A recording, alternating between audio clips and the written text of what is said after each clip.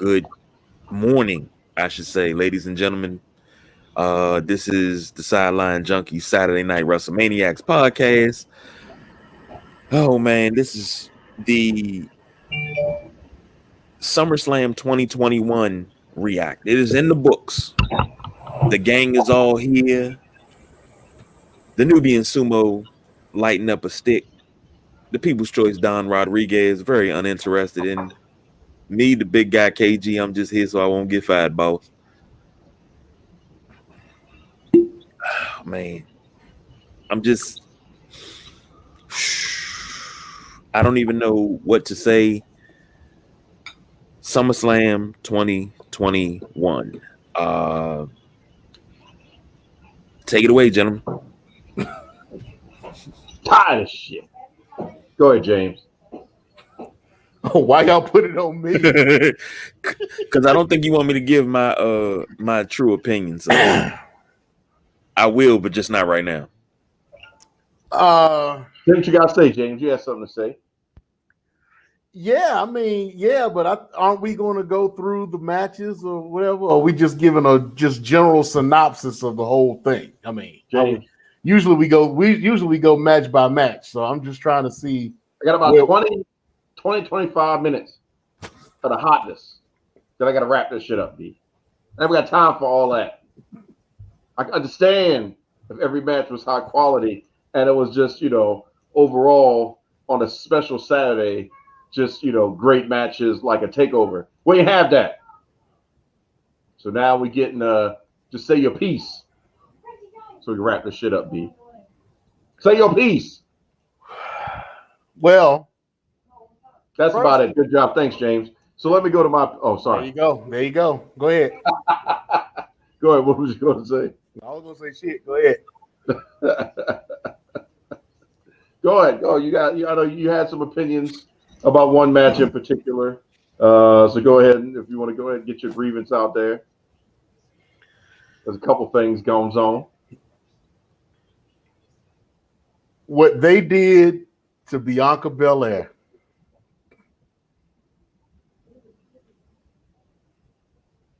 I thought they screwed over Kofi.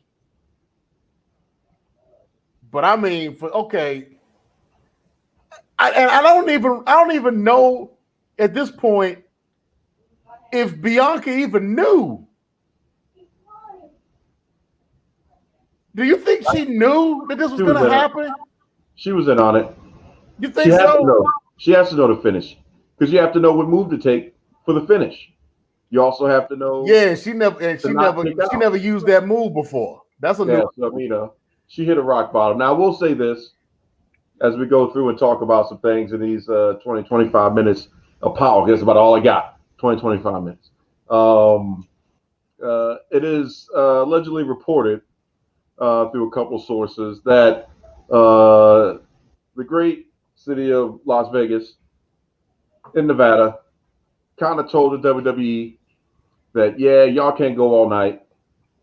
We need people to actually make it out the stadium expeditiously because Manny Pacquiao and his comeback fight is tonight, and we need to make sure that people getting their bets in and all the other stuff at the casino.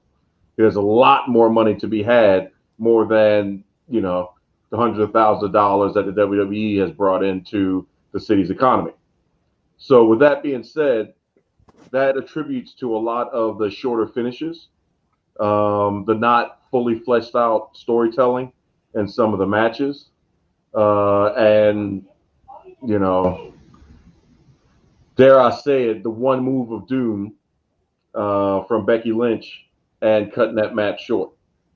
Sasha Banks has been pulled off of several live events. It's really been Bianca and Carmella doing a lot of the matches that they've done several times for Rolling Loud up until recent. That has been her sparring opponent basically. Okay, we still don't know if it was a quarantine thing, and through contact tracing, Sasha Banks may have come close to, because it was also that stated that Bianca was in the same boat, so they weren't sure if both of them were going to be able to make it. So it has to be, in my opinion, something COVID related, that maybe Sasha was closer to whatever it was than something else.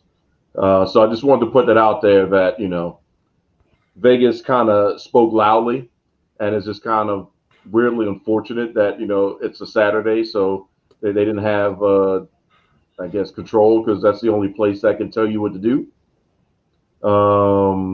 The concessions was something interesting, but that was technically I'm quite sure a backdoor win, since CM Punk came back and gave out free ice cream bars. How do you one up free ice cream bars? Give free food. So that could have been orchestrated. I wouldn't be surprised. WWE kicked them back $100,000 to concession just to give away free food. Why not? It's not unheard of. But I just wanted to put that out there to frame the shortness of a lot of things. Because, but still, the way that they decided to do that is just I agree. I'm not disputing that. I'm just putting the framework out there for how quick it happened. Because you had to give Becky her time coming back. Becky was the counter to CM Punk, part 1, for pop and sound. So that was the counter, even though we already knew she was coming back. Unfortunately, at this time, I'd have preferred it to be the Royal Rumble, like we talked about before, or at least I talked about before. So that was the counter. So you had to give her 5 to 10 to 15 minutes worth of time in transition. And you had to do the deed as well. But yeah, Bianca knew about it. She, I don't think she did. I'm sorry. I don't think she did. Her reaction to everything didn't. I mean, unless if she knew about that, she deserves an Oscar, because I can see the referee telling her, okay, one shot down, take it home. I can see the referee doing that. But we'll go back. That could have been a last minute thing for them to put out Becky Lynch. Well, we talked about, at least I talked about it last week. I mean, my idea was, I was expecting her to come and contest Charlotte and be involved in that match. I was expecting still Charlotte to go over and win, but no, I was always expecting her to go after Bianca, but not in this way.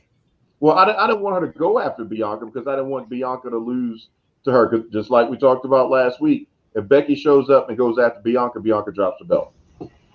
Period. Because you can't come back as a man and lose. It's not happening. Can't do it. So, well, I wasn't expecting anything had to happen tonight between them.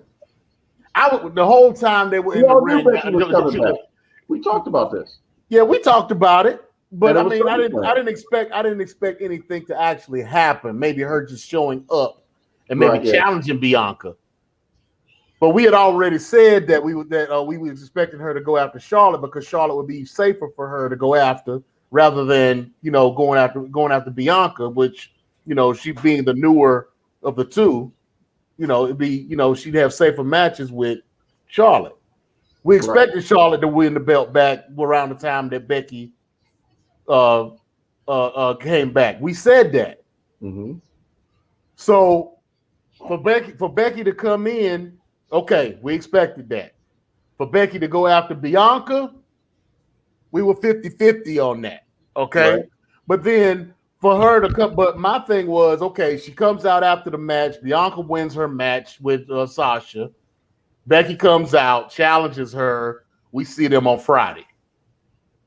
I wasn't expecting this bullshit, because as soon as she challenged Becky, I was like, say I challenge you to the match. I'm sitting there like, no, leave the ring. Get out. Get out of the fucking ring. But then she looks like a punk, so you gotta right. Do it. I'm not like, because of her gimmick, she can't do that. Yeah. But damn, I'm expecting at least a 5-minute match. Not a one-shot squash. Hey, KG, that was a remember that throwback to the handshake rock bottom I used to give you? Yes, sir. And I still use it to this day, 20 years later. So as soon as I saw it, I was like, well, good to know it still works. Now, And what I'ma they say call this. it? They call it the man I didn't even hear what it was. We know it was a rock bottom sambo suplex. the man something Uranagi or something. Well, Uranagi is another term for it. I mean, no, yeah, but I didn't hear what they said. It was a man something. They incorporated her name, the man something Uranagi. I was too busy marking out for the fact that I couldn't believe that happened, but so I kind of lost audio. Let me say this. Let me say this. Number one, yes, I am about to explode. I've been holding on to this since it happened because That's what she said. We're not gonna go there. But right before the match, I had put on Facebook, "Hey, this is about to be match of the night." I said, "This is your match of the night." Number one, everybody's saying the same thing. Yes, WWE is losing to AEW. Yes, creative is so goddamn smart. Midnight Rider, you already on point. We talked about creative. Creative sucks. They suck donkey balls because they're that bad. Now, you screwed over not only Bianca tonight, you screwed over Rhea Ripley. You screwed over. How did Rhea get screwed over? We knew Charlotte was winning. Yeah, but here's the thing. When Rhea had the title, you took it right off of her. What, a month into the reign? You didn't even give her a chance to have a run. Why do you keep doing that? I don't give a shit. She's young. No. I was okay with that. I was okay with that. I'm not going to be okay with it because every time you got a young buck that's up and coming, you screw them the hell over. And it seemed like every time they got somebody good coming up from AEW. I'm NXT. sorry, NXT. You screw them. They over NXT. They white hot. What the hell happens? Oh well, we're gonna have you lose. They made roster them instead of leaving them. If the gimmick is working, let it go. Exactly. I think Mace and T-Bar are close to being like Billy and Chuck. They get a little too close to each other. And then you saw the comments they made last week, right? Yeah, you saw the track. You saw they somebody put the subtitles on the on what Mace was saying in the bar talking about little boys and whatnot. I'm like, that's some suspect shit. Dio man, I miss Dominic Dijakovic. You need to get that feast your eyes back. And Dio Madden, I mean, he's a good enough physical specimen, as Jim Ross would say. You just got to put them in the right avenue. But yeah, they're basically the job squad. Go ahead. I'm gonna say this. Number one, I don't believe Charlotte is overrated. No, she's not. I believe she's overused sometimes, but she's not overrated. Something else that rubbed me the wrong way tonight. Why the fuck was Tiffany Haddish there? Well, because they couldn't get Cardi B. They couldn't get Cardi B. They like didn't they're have enough supposed time to lock down Megan Thee Stallion. Right, because remember, Cardi B was supposed to be the host of SummerSlam. Right. Well, correction. They wanted her to be. They were heavily going after her, but then she ended up pregnant plus COVID. So, it was not the most advantageous from a health standpoint for her to be, because they didn't know what was going on. So they just erred on the side of caution. So they had to slot in the black person. I'll take that. But here's my thing. Tiffany Haddish did not fit in that setting. Number one, she called the national championship. No. My wife said, well, she made a mistake. I said, no, you don't make a mistake like that. That's not a mistake. That's a botch. And that's a terrible botch. But I doubt she even watches wrestling. That's my thing. And she knows how to read a script. I'm sure they told her what to say. But what I said to my wife. Teleprompters. No. Inexcusable. If you're not a wrestling fan, don't take on wrestling roles if you don't know anything about wrestling. Well, but I mean, WWE is. I mean, you gonna tell it to Liberace? Liberace knew about wrestling. He knew what to do. He came in. He was the timekeeper. He did his job, and he did it right. Well, yeah, because he had no choice. Like Muhammad Ali. Actually, if you look at that, if you go back and you look at that, they had somebody to tell him to ring the bell. So he didn't know that much, but you know, he knew enough. There's been a history of folks just being there just to be there. Just like your boy Mario Lopez. I mean, he's a shoot wrestling fan. Mario Lopez look old now. Yeah. Well, yeah, he is old. I mean, well, he was probably old when he did Saved by the Bell. The COVID break did not do him well.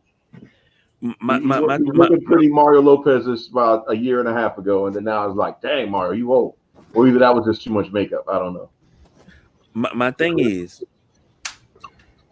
what they did to Bianca, Tiffany Haddish being there. You messed up Edge's intro, which I had lived for. I've been waiting. They screwed that up so bad. They screwed that up. Oh my God. Oh, they started out so well, and I was like, okay. And then as soon as who was it? Was it Michael Cole or was it the other guy? As soon as they said he went back and he found that darkness. He found the darkness and he's in the darkness, and then all of a sudden it stops and he becomes Edge again. Yeah. And the only difference and there was no difference in Edge in that match at all, except for one move. The Glam Slam. The Glam Slam. He had to pull out his wife's finish. Well, let's be honest. I mean, the whole production of the pay-per-view, I don't know if they had to scrap everything and do everything last minute because of this Las Vegas conversation that they had to have, but it was weird. First of all, it started becoming a trend to tell you what was going to happen, or a spoiler, if you will, with the champion coming out first. Every time the champion came out first, up until Bobby Lashley, they lost. So that was the first telling thing. The second thing that was really kind of interesting from a production standpoint was the cut-in and cut-outs. Man, it was almost like amateur hour. Especially like the John Cena shot, I think is the most iconic. You're supposed to follow him all the way down to the ring. Lord knows I know it was a long trek for, the cameraman to run and stuff like that. But when they did the pull-out shot and then went back. They ran out to hit his ass on that 80-yard damn Wrestlemania. They could have ran out there after exactly. that shit. That's you keep that shot. You stay with that shot. You don't pull away from that. So, I mean, I don't know if they were training, if there was somebody new, but there was a lot of camera change positions, angles, and things that were missed that I felt that, went with the ambiance of what the normal expectations of a WWE production would be. And then there were just segments that were, just there just to be there outside the Olympic part because, I mean, you want a gold medal, hell yeah.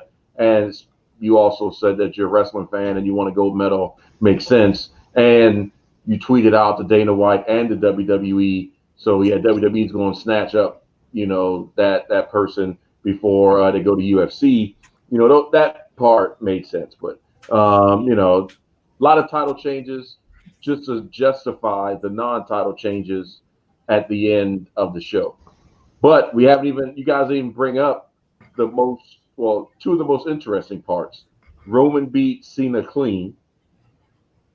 I'm just glad he didn't bring out the sixth move of doom because after he did the Roman Reigns ooh-ah thing, I was waiting for him to cross. I wanted him to hit that and Roman to pop back up. Just because. Just no sell it. But KG, you have potentially the setup that you've been asking for. Yes, indeed. With the return of the Beast Incarnate. If Brock, I don't know if with the wrong guy. Well, if Brock beats Roman, let's just say, we'll speak it into existence, then you're going to have Bobby Lashley versus Brock Lesnar, champion versus champion at Night of Champions it's the beginning of November, right? Or is it October when they have Night of Champions now? Well, October is going to be Crown Jewel, so it'll probably be November. Yeah, right. So, or December. push it to December afterwards or something like that. But Night of Champions, that could happen. So you may get your wish on that. That'd be the only way it's going to happen between the two. But it was good to see Brock. I mean, he looks lean. He looks almost as good as he did when he debuted, which is, a scary thought because that may be Becky Lynch 2.0 just with a couple more suplexes in there. But he out there looking like Alexander Hammerstone's big brother, though. Yeah. I can say one thing. Brock, they're not going to walk up to Brock and say, we're going to need you to take 3 Superman punches, 2 spears, and you're done. No. Brock ain't doing that. Hold fast. You got SummerSlam equals hot-ass garbage. Agreed. Yep. AEW would be the best entertainment wrestling in the near future. You don't have to go that far. You don't. Nah, you can start that Wednesday. Right. You can Charlotte would be the 45th time champ. Probably so. Yeah, they should have put out a shirt for Charlotte like they did for Cena tonight. I like that shirt though. I like the play. Well, I know you already bought about 3 of them. You done bought every color. Not they only kept for one color. The only color needs to be you black. already checked. Okay. I figured that. You already checked. You was like, that's that new hotness. Yeah, buddy. Nah. Truthfully, I'm on that. He'll be wearing that next week. I wouldn't mind having that shirt, but there's only one Cena shirt that I have in existence, and that's the one I caught. That's good enough for me. You can't replace that. It's framed and everything. Thanks to my sister, but Jesse, I think if she makes it to 16, if Charlotte makes it to 16, they'll let her break Flair's record. I don't know. If Flair goes to AEW, they're gonna Cena may become 17-time champion and beat Bobby Lashley. But Cena's already said he doesn't want to break the record. They may have him go to NXT and get the NXT championship. That is still 17-time champion. No, they wouldn't count it though. If they didn't count it for Charlotte, they didn't count it for him. They'll count that for Cena, just to screw over Flair for going to AEW. Come on now, give Cena the NXT belt. Well, just to protect the program, because you got The Rock is the ultimate end at WrestleMania for Roman. I would say Brock versus Lashley would be WrestleMania as well, but we'll have to see what the end of the road is and where they're pegging for Bobby Lashley to go. So the only free title would be the NXT. And tonight is 12 for Charlotte. 12, yeah. But if you put Brock, it would have been 15, but they took away all of her tag titles because they had included her tag titles and her NXT titles. So they took those off and put her back to 11. So tonight is 12. Which is fair because if we added all Ric Flair's in there, we would be nowhere close to. Right. All his tag team titles and all his U.S. titles and Intercontinental titles. Just world championships. All the ones on the road that happened, non-TV. Oh, Flair's like 26. And stuff like that. Yeah. Flair's like a 26-time champion. Because actually, how long ago was it? I want to say it was like 5 or 6 years ago. They recognized Bobo Brazil as an NWA World Heavyweight Champion, as a 2-time NWA World Champion. Mm-hmm. So he wound up getting that title twice. He lost it twice to Flair, if I'm not mistaken, because he won it from Buddy Rogers. He won it from Buddy Rogers. No, I'm sorry. He didn't lose it to Flair. He won it from Buddy Rogers. He lost it to Buddy Rogers. Then he regained it, and then he lost it to somebody else that I can't think of right now. But there was somebody that got recognized in the NWA for having their title, which Flair did. I have to look it up, but Flair did lose his title twice to this person. So they had to recognize that. So he's 26-time champion. Yeah, it's all in his book, too. I mean, if you read his book, he recounts all that stuff. So, that's why every time I hear 16 and 17, I'm like, yeah, if you want to say that, but that's not really true. But Jesse, I see your statement there talking about the only reason that they brought in Brock was because Punk showed up. Well, Brock was pinned to come back. Right. It was just at what point, and they've got to give heavy hitters to legitimize Roman Reigns' reign, pun intended, to make it to The Rock. Now, it's going to be interesting to see if Brock is willing to do business and what level of business it's going to be. It could be a sign of the times with how this Goldberg situation is going to go, with how they ended that match. The alleged, I'm calling alleged, choke out of a minor, allegedly. Hey, he jumped in the ring. Allegedly, we don't know what happened. He jumped in the ring. I mean, they played it off like, he didn't know. He jumped in from the back. It could have been anybody. So yeah, you jump in the ring like that. You get what you get. Yeah, and so let's go with that. I expect to see them at Extreme Rules. But I'm just mad. The first thing I thought of, right? So, look, Gage is laid out.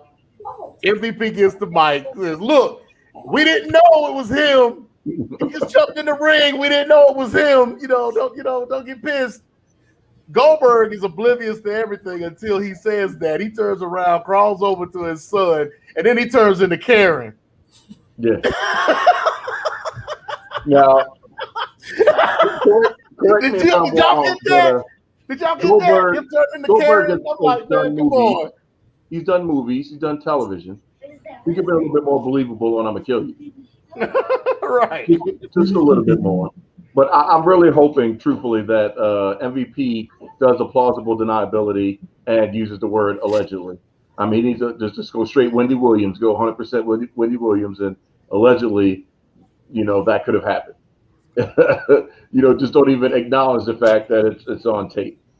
But for Perry, NXT is not going anywhere anytime soon. It's still pulling good numbers.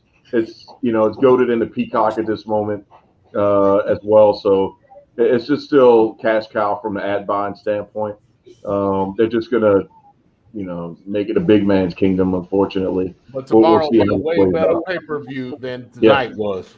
Oh, I agree. Walter is going to steal the show. No, Walter. And I bet you anything. Walter and Ilya will be match number one. It'll be the curtain jerker. They're going to open the show with Walter and Ilya because you're not seeing that match on their commercials. Right, but here's the thing: even for a takeover, first match is still phenomenal. How many times we've seen Johnny Gargano go out there first match, or Finn Balor, Samoa Joe? I mean, there's not a bad position on a takeover. Like, unless you guys could tell me which number takeover was a horrible takeover. The last two were pretty bad. The last two were pretty bad compared to the ones previous. To me, in my opinion, this one's gonna make up for the last two because you already got 4 matches that are, they're gonna run this show. They're gonna make this show. A lot of matches. I mean, you got an Iron Man match in there, so that's already an hour, aka 2 out of 3 falls. So that's already an hour worth of TV time right there. But I don't think there's going to be a bad spot storytelling wise. So where they lost on a Saturday, they can make up on a Sunday. So NXT is still going to be necessary for them at this moment, just because from a production standpoint, it's still a third, equal amount of shows to what AEW is producing. But on the flip side, knowing that all of their shows are live TV versus recorded and taped. So, we pretty much deduced, or at least I've deduced that, the hour of Rampage is the end of their house show. So they're doing it, what was that, old style, what I guess the WWE old specials where they would go do dark and then go live. What show was it? Was it Heat? When they used to do Heat live? Yeah, I think so, yeah. Because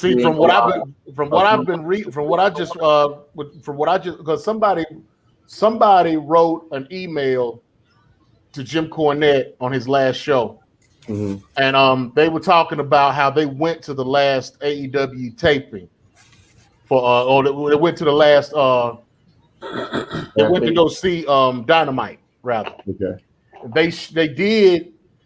They were there for 4 hours because they started off at the very beginning saying, John Moxley, everybody be looking for John Moxley. They went 4 hours. They did the Dark, they did the Dynamite, they did Elevation, and they said they sat there for 4 hours and they never saw John Moxley, and they wound up leaving. They said they got home at 12 o'clock, and there was a friend of theirs that was still there and still hadn't seen John Moxley at 1 o'clock. Well, they saw John Moxley. It was just in a video vignette cut-in, a video segment. Technically, Mox was there. He just didn't come out. So they do a whole bunch of taping right up at one time, and then So that's what they were saying for those two shows. They're taped. But for Dynamite, because I was wondering, like, how are you gonna do a live 1 hour show? When it's not live if it's taped, so you can't do it that way. But yeah, that being hour 3 of a house show, makes pretty much sense. But I will say this before we jump off, because we're not even going to spend a lot of time on SummerSlam, because it was not the best. Just to be nice, because won't piss everybody off since they steal our ideas and stuff. So we at least want them to keep listening to us. But I do want to say that it was very nice of Vincent Kennedy McMahon and the USA Network this past Friday to not do an overrun. Not sure if you guys paid attention to that, but they ended on time. So Dynamite started, and there was no transition into CM Punk being an opener, but yet we still got John Cena and Roman Reigns happening at the same time. So I don't know if that was keeping very tight lips, and those that needed to know that Punk was going to be the opening segment of Dynamite, and that's why that happened. But I thought it was very interesting that, and watching it back, that everybody started on time, everybody ended on time, no issues at all. So AEW got one of those technical wins, so to speak, on things. Just Fox will do overrun. Trust me, Perry, you're about to see some stuff coming down the pike from Fox and USA. Rumors is they're going to be doing a Raw on top of the Titan Tower again, and just all kind of stuff that's stemming off of the Field of Dreams baseball game that we just had, and Kevin Costner's coming back out. Oh, network love that. So, overruns and things like that. If the advertising is there, they'll do it. If it wasn't a blatant ripoff of AEW, WWE would probably be doing more picture-in-picture, but they don't want to seem too carbon copy. They tried it, did it a couple times here or there, but they don't want to be a blatant ripoff. But, Fox went over 5. Very competitive. Fox went over 5. I mean, not Fox, but USA went over. Raw went over 5 minutes Monday. Yeah. Fox will go over, and they will do things because they're almost on that Ted Turner, old TNT feel. Like we'll push some stuff back. We'll make some adjustments if it's in competition with whoever it is, because they don't like to lose, even against USA, knowing that they're all under the WWE umbrella and all working together technically, but they just want to have the better programming. So Fox is open and heavily in conversation with WWE executives. I think what I was talking about this not too long ago, they was looking to hire somebody to come in and be more intertwined into the conversation between WWE and the network, for lack of a better term, just like AEW and TNT is doing the same thing. But they just need it so they can speak wrestling and understand what's going on and make sure that there's no more bad raps about crazy stuff and things that'll get them taken off TV. But Fox and USA are going to do overruns, specialty shows, whatever makes sense that they can get away with. That's just going to get the viewership and the ad buys. They're already in talks to just do all kind of crazy stuff. So we'll have to see how that plays out in the near future. If AEW continues to do No, I'm saying not that they've done it to the best of I can recall. I think they have. It's been a while. I can't recall. I want to say they have too. I can't point out a specific show. Will they? Yes. But I can't. I can't say what that they have, but or when they have. But I agree. They will be doing that soon. Those talks are happening, especially leading up to knowing that Dynamite is coming in. But you don't know what you got. And I'm telling you, if they knew that CM Punk was opening, they would have done an overrun. They would have just told him to stretch it out. Even if it's 5 minutes, that's 5 minutes of keeping people from changing the channel because you want to see what Roman and Cena is going to say. Plus, you got that Bryan Danielson is coming at some time. Yep. They've already there's already word out that Bray is about to sign with AEW, even though he hasn't. The ink hasn't hit the paper yet, but they're saying that it's going to happen soon. I think that bigger check is coming. In my heart of hearts. Now it's up to Bray if what he wants to do, and or Wyndham, I guess we could call him now because he may go under his government name. But it's up to Wyndham to see. But I think that big check is going to come. They may have had to make some other things to free up money, do whatever, but they cannot let him hit TNT programming. Period. You gotta believe. You can if you let him hit TNT programming. And he gets in his contract creative, just a modicum of creative control, you're done. But what has AEW done to everybody that they've picked up from WWE? They've given them creative control. Malachi Black. Control. They just gave him a chance. No. A chance at they haven't given him total creative control, but they gave him enough that they can have enough latitude to be themselves. Right. And how has it backfired for them? Everybody's loving Malachi Black.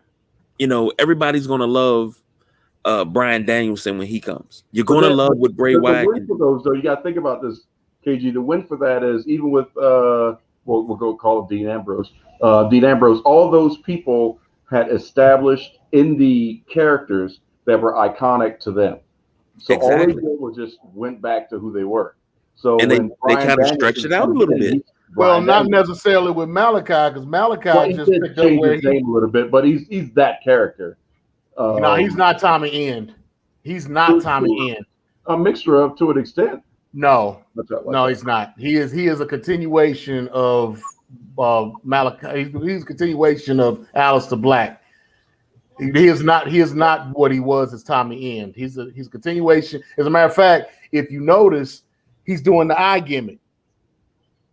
Yeah, he's still playing off the eye gimmick, and now that Buddy Murphy is talking like he's getting ready to sign with somebody. He's doing these vignettes on YouTube.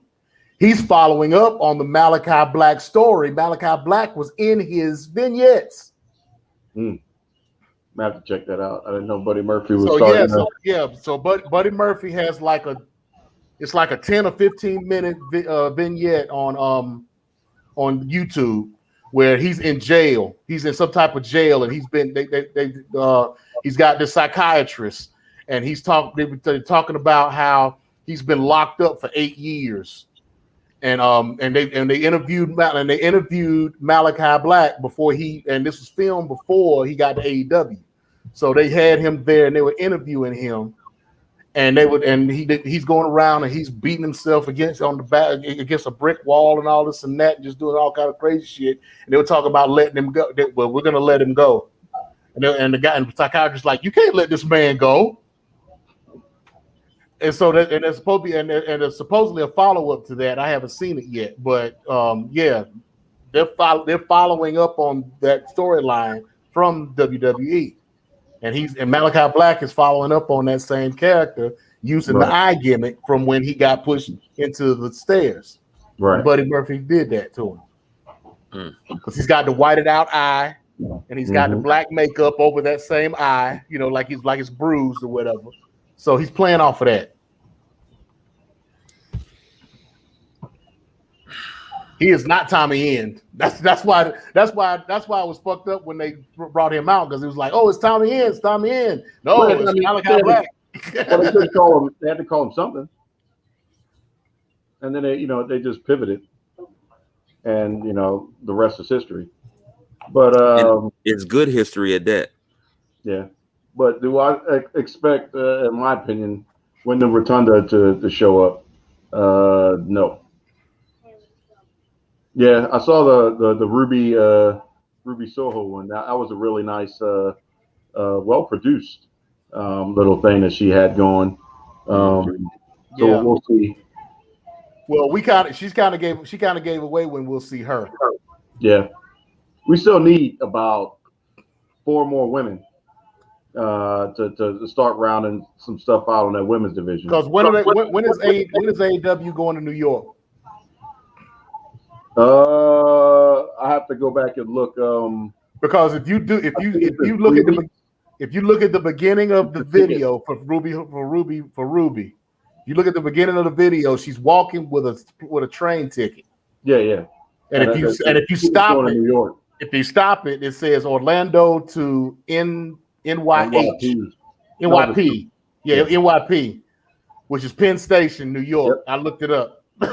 So yeah, that was the first thing I did too. Is what was I doing? I think it was at kids' school doing something. I was like, oh snap! So I scrolled back and forth to make sure I could slow up on that to see if it said Chicago or not. But yeah, so we'll see exactly what she goes. But like I said, they need about 4 more power women to round out their women's division, and then we'll see. September 22nd. Okay, September 22nd. All right. We'll see. You know what pans out. They pull anybody else because there's some more non-competes that'll be ending. But yeah, I think WWE, if they let Wyndham go to AEW or anywhere else, then that'll be tragic. That'll be tragic.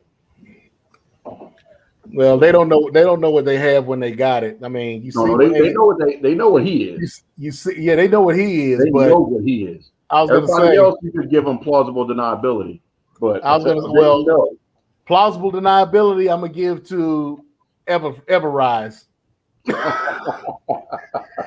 because I didn't even realize that 2.0 was Everrise until like a couple of weeks ago. I didn't realize that. Oh man, because I didn't see them enough. I mean, I saw them, but I wasn't really paying them that much attention. But they were starting to get good, and with the coffee and everything, and doing the you're gonna hit me and all this and this shit. And then all of a sudden they just disappear. And then and I guess they didn't have a 90-day because they went straight to AEW. Yeah, they were just on a short-term test contract. So yeah, they got over there, picked up their old name. And yeah, Daniel Garcia, they're really blowing him up right now. They're really doing something with him. Yeah, he's an actual champion in the independents. I can't think of what company it is, but he's doing really well in the independents, and they're really pushing him hard. So yeah, they're doing a great job on who they're bringing in. They need to remember not to go too fast and bring too much too quick. They also don't need to keep the people that have been in Dark and Elevation there too long. You need to start sprinkling some more people in. Like Abaddon, I thought was a great. I wish they would do more with her. They need to do way more with her. They're finally letting the Varsity Blondes come up, and I know there are some contractual things that they can't do, or they were having issues with some people, but they can't bring too many people in male. I'm just talking male. With Brian Pillman Jr. It was his contract with MLW, but he got released on that. That ended. And there's a couple other people that still had some contractual things that they had to finish up. But there's enough for them to make sure that they don't do what WWE is doing, where that talent just stays on that brand. They can rotate some people in and not just jobbing. Like what they did with Red Velvet and with Akira Hogan. Yeah. Not just have them job, but actually, do something, and then they can, go back to Dark and Elevation, but then come back and do something and, work that out for the men. For the women, they need more, just to build that division so they could be well-rounded. Because unfortunately, even though she's a great look, Jade Cargill needs somebody her own size to play off of. Jordan Grace. Camille. Well, as they keep saying, which I think is still funny, the forbidden door is open. So we just got to see how this stuff plays out. But Because now Britt Baker terminology now. Britt Baker's now pushing to try to get Deonna Purrazzo over to AEW. Yeah, and word is that Tessa Blanchard, she hasn't said who or where yet, right? But she is looking to sign a contract very soon to somebody with some, major pull and visibility to what she can do. You know that's not even what you wanted to say. Somebody with some major stroke. Yeah. So we'll see how that plays out. But yeah, that's the one thing I'd say in AEW that the WWE can beat them on is the women's division.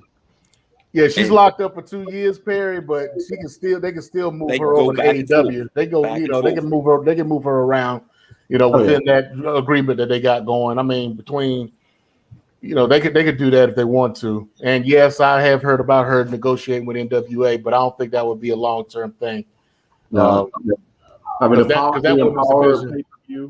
that women's division is real weak right now. And even though she could help pick that up, I wouldn't see her staying there too long. Yeah, I mean, truthfully, the scuttlebutt is her and Tony Khan having casual conversations. Because, I mean, she's been kind of blacklisted, ostracized long enough, I'd say, from her comments and all that stuff that she was doing. Did she apologize?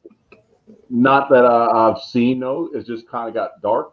It's almost like Hulk Hogan, where it just went dark, and you didn't hear sweeping anything. it under the rug right now. Yeah. It doesn't matter. Yeah. So we'll see if they, do you address it on TV? Do you not address it on TV when she's brought in? I mean, they're not gonna talk about it at all. I mean, from the AEW side of things. Yeah, they're not gonna talk about it at all. Play. But then again, if you have her versus Jade Cargill and you write their promos properly, you could use that in Jade's promo to really make the match and sell some tickets. It wouldn't really work unless Jade Cargill beats the shit out of her. Well, yeah, potentially. I mean, it wouldn't hurt Tessa at all. That'd be a piece of humble pie because she's not champion. But they need to do something. Plus, I mean, what? You can all agree on that. Tessa's dad is there. Yeah. Anndrade is there. Yeah. Like I said, they could bring in Flair anytime they wanted to. He's announced that he's going to show up at the 73rd NWA anniversary. Mm-hmm. So, and rightfully so. And that wouldn't piss the WWE off at all because, I mean, he's lineage. So, he's 100% vested, not just in one company, but vested in, the pantheon of everything wrestling at this point. So, I mean, he worked himself into Triple Mania. Yeah, he could go anywhere and do anything in Vince's eyes as long as he doesn't go to AEW. Oh yeah, it's Daga. I'm sorry, Perry. It's Daga, not Andrade. That would take him back to Andrade and Charlotte. Yeah, he'd have some Ted Turner flashbacks at that point. Fellas, we done ran over our time, our allotted time. Going around with y'all, man, shucking and jiving and stuff. But what we always do that. We get to talking, and it's not like we do bullshit. We do have a busy next weekend because we got, I believe, Empower's next weekend, right? If I remember correctly. Empower's next week. The 73rd anniversary is next week. AAA stuff is happening. Not AAA. I'm sorry. New Japan. No, AAA was last week. New Japan is. New Japan has something. Yes, it's been a busy last couple weeks, and next week is going to be real busy too. So yeah, and then we've got a lot going on. We're starting to work towards a go home to All Out that they've got to work out and other things. Yes, KG. I got a little breaking news. What's that? Manny Pacquiao lost by unanimous decision. What? Wow. Yes. Wow. Manny Pacquiao, it just ran across the phone. Manny Pacquiao loses by unanimous decision. Wow. I'm pretty much done. This has been a great wrestling week. This has been a shit night. Yeah. I'm done. Wow. Damn, I'm glad. I gotta try to watch that fight some kind of way then, just to see. I know you wasn't about to say out your mouth that you glad you ain't paid for it. We know you. No. I wouldn't say that. I wouldn't say that at all. But damn, for the old boy to pick up this. How long did he have to pick up this fight? Was it like what? 2 weeks. 2 weeks. About I think it's about that long, and he was getting dominated. I'm like, how the hell? Well, and this come from Perry. Perry said legit. Hey, it's a different world now in boxing. But on the positive side, if boxing can do what it needs to do and get where it needs to be, then we can finally get another fight night. But Knockout Kings. Well, Knockout Kings was good, but Fight Night Round 3 was that was my favorite right there. Many tournaments, many. But you gotta, if you're gonna do that, you gotta do the kind of like the My Player that 2K does, where I can build my fight and I can take him and I can fight your fighter. You could in Fight Night Round 3. I was fighting. That's what I thought. Michael Jackson was beating the brakes off of kids on a regular. He was giving them the hee. Oh, that's all day long. And this was, vitiligo Michael Jackson. So, we created him all the way down to, the nose and all that stuff. Flash KO the crap out of a little kid. I mean, it was serious. 50 people in a Hollywood video. We were putting that work in. And then we also saw that Hot Garbage currently, WWE 2K22 Smartly is coming out in 22 in March. So they've got now and March to actually produce something. They better have a demo because, I can't promote that until I know it's not Hot Garbage. And hopefully we'll get some word on AEW's game by then. Since 2K is coming out in March, I guess I would put AEW as the holiday release next year. That should be enough time. Perry is right. Spence would have killed Manny. Manny's not the same guy he was 10 years ago. Yeah, the hunger is gone. A lot of people talk bad about Floyd just getting out and doing these little matches, but he's getting paid, disgusting rich.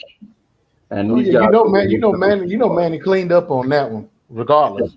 Yeah. But here's the thing: what does Floyd say? Floyd say he commits bank robbery the legal way every time he shows up. Mm-hmm. But one thing I always say, and I hate when people say it, they always say Floyd's the GOAT, Floyd's the greatest. Floyd Mayweather is a smart businessman. He's a great defensive fighter, but he's not the GOAT. Nah. Unless your name is Walker Smith Jr., you are not the GOAT. I thought it was going to be John Cena. No, for those that are uninitiated, that is Sugar Ray Robinson.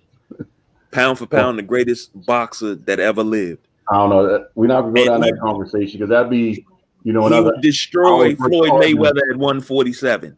The dude was undefeated at 147. They didn't want to give him the title. There'd be a lot of arguments on who's the GOAT when it comes down to boxing. There is no argument. There's a lot of arguments. Not in weight class, just GOAT, period.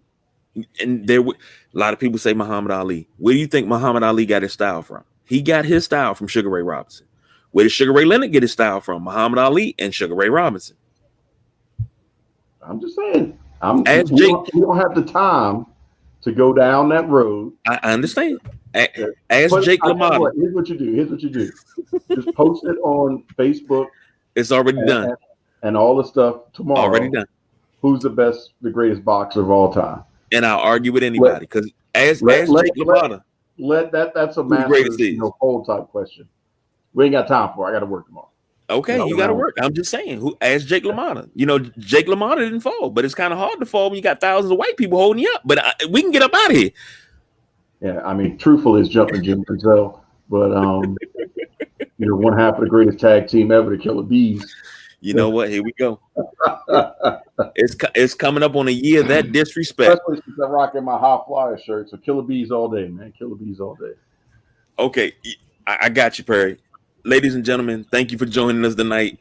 We're your sideline junkie Saturday night Wrestlemaniacs. Or This has Sunday been morning at this point. Yeah. yeah. Not People the got to first get up. time. Won't be the last. Nope. 501st show for the Sideline Junkies. Congrats. Yes, 501. Be sure to check out 502 later on today. So until later on for Sunday Rise, Nubian Sumo, Big Guy KG, People's Choice Don Rodriguez, we out of here. Diversify your bonds.